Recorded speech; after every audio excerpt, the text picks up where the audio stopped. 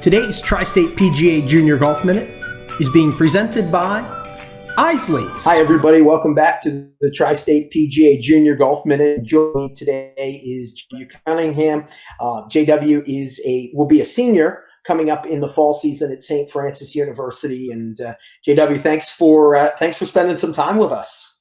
Hey, thanks for having me on. It's a pleasure to be here. Awesome. So JW, as I said, is playing golf at St. Francis, and just tell us a little bit, JW, about how you came to start playing the game of golf, and I guess that's kind of a good place to start.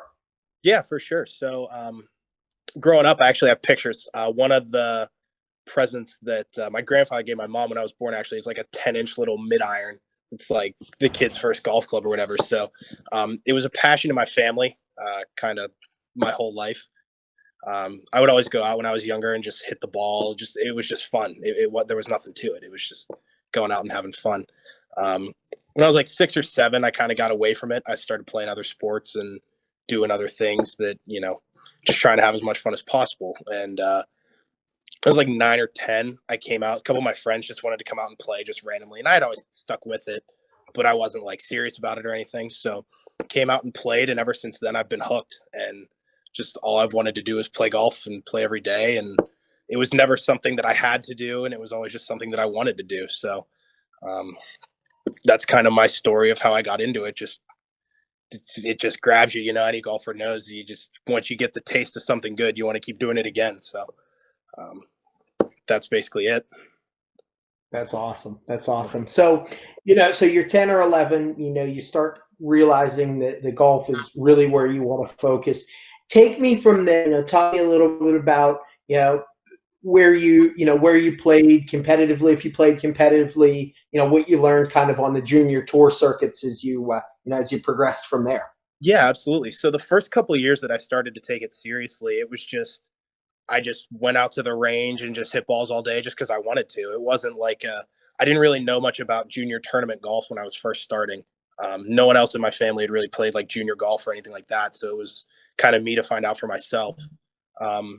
From there, I started playing in like some of like the local stuff. Obviously the Tri-State does a really good junior tour, and then there's one in Washington County here as well. So I would just do that for a couple years, and once high school hit, I started playing more regional and national events and kind of stepping up the level of competition in that way, which ultimately led me to college golf. Yeah, absolutely. And, JW obviously is from Western Pennsylvania, and, talk a little bit about, maybe some of the places you played here, some of your favorites here in Western Pennsylvania. You've obviously I'm sure you've got a couple that you enjoy playing. Yeah, I mean, Western Pennsylvania is awesome just because there's a hotbed of these really, really good golf courses. And the cool thing is not all of them are private. So obviously Oakmont's up there. I got to play Oakmont in the Whippeal Championship my junior year. That's got to be everyone's favorite, right? But I mean, Fox Chapel, Swickley Heights come to mind. Neville Wood, a little closer to me here in the South Hills. Even like places like Cranberry Highlands, the public courses are, a Lindenwood even. They're all great tracks, and I think that's really more unique to Western PA, where we have these great kind of private clubs, but there's also a place where the public golfer can go and hone their game. I think it's pretty unique to the area. Yeah, that's glad you mentioned that. We are certainly lucky to have some fantastic golf courses, obviously on the private side, but also on the public side. And it's a great opportunity for folks to get out and play a variety of golf courses. Now, JW, tell me a little bit about, so you're starting freshman, sophomore years, you're starting to kind of think about college, and what was it that attracted you to St. Francis? Yeah, so I knew that first and foremost, my education was paramount. So I wanted to make sure I could go into the business disciplines that interested me. So from the schools that I had talked to, I kind of narrowed it down from there based on education. And then honestly, just the campus. You're just obviously, being a St. Francis grad, there's just something about that campus. It's out in the middle of nowhere, but you walk around and you see people and it feels like a family. And I got that on my first visit, and I feel it even more today. being 3 years in. So I think the campus, the family atmosphere, the team when I visited was so close. I think the camaraderie. So I think all those factored in, but those would be the main decisions that factored into my decision. And if you've never been to Loretto, I encourage everyone to go up there and go to Loretto. It's a beautiful place. It sure is. For you that haven't had the chance to get up there, it is spectacular.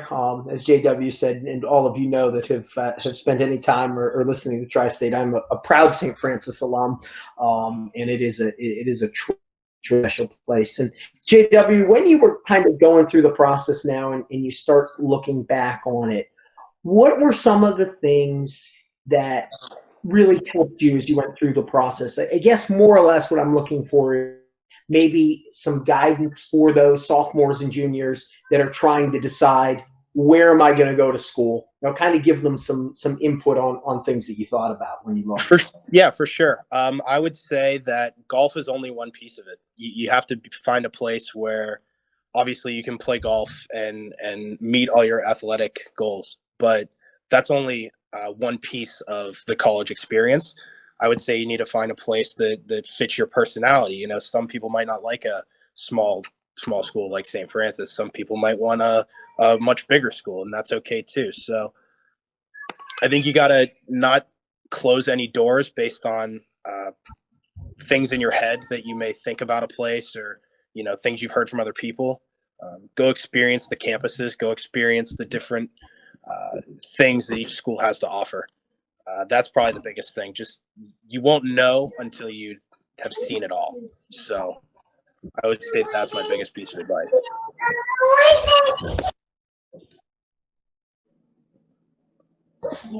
Yeah, and one of the things too, I want to talk a little bit about, JW, is talk the transition from playing high school golf to college golf. What are some of the things there that worked for you?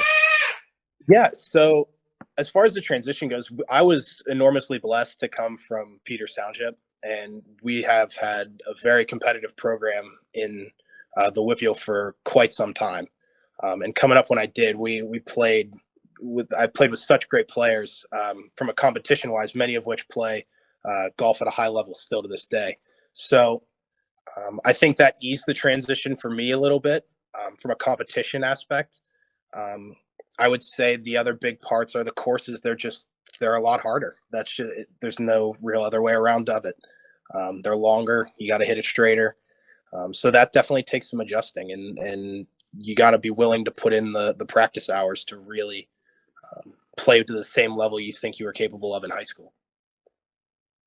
Yeah, I think that's a great point, JW, bring up, is the fact that you're used to playing maybe one specific golf course, or okay, this is home course. You've played this for 4 years, whereas now you're in college and you're playing different golf courses with I would imagine are a little longer, and you've really got to kind of make those adjustments to play well. And one of the big things in talking to some college coaches throughout this as well is that team aspect of college golf is so important, JW. Absolutely. Yeah. I mean, and like I said, coming from the Peters Township, coming from high school where I did, we were so close as a team, and we were always trying to, outdo each other. And to this day, I still spend just about every day in the summer with a lot of the same guys from those teams. So getting close with your team is a huge aspect of it. Because I played a lot of team sports, and obviously golf being individual, you miss out on some of the maybe team camaraderie. But if you do it the right way and establish the right culture, you can still get the same rewarding feelings from team success in college golf that you can from any team sport. Yeah, no question at all. And one of the things I want to talk about too is it's like, and I know the answer to this question, but talk a little bit about Immigrant. I mean, you guys are awful lucky to have Immigrant, because it really teaches you to hit the golf ball various different ways, and you get all kinds of. So I think it's a great place to prep you for college golf. I agree. I mean, we're blessed that we have that right on campus there. We get access to it whenever we want. There's a lot of programs that maybe aren't so lucky. Obviously Immigrant as a golf course, if it's wet, you can hit every kind of shot in the world that you can imagine. But if it's dry, you can hit like 3 shots and you better hit them good. It's a beast when it's dry, but no, it's a great place because obviously you got all the elevation changes. You can get every side hill lie in the world. If you can play that golf course well, you can play pretty much a lot of the golf courses we play well. So it's a great place to kind of hone your game. Yeah, and I think especially you and the other players, it's a great place. It's fun. Like you said, it's a good challenge. But I want to talk, JW, about what you guys have on the horizon. So you being a rising senior, the university has made a commitment to men's and women's team, and talk about how wonderful it's going to be to have a range. Oh, it's going to be awesome. Obviously, having a range on campus, just like we have the golf course, is going to be a game changer. Being able to go over, maybe in the morning or in between classes when you couldn't get practice in previously. I mean, I think it's going to change the way as a team we operate. Obviously, we've always had a range at our disposal, kind of 10, 15 minutes down the road, but being able to go over there whenever you want and get your work in, especially if you need extra work, you know how golf is. You can never work hard enough. So I think that's just going to be a total game changer for us as a program. Yeah, I do.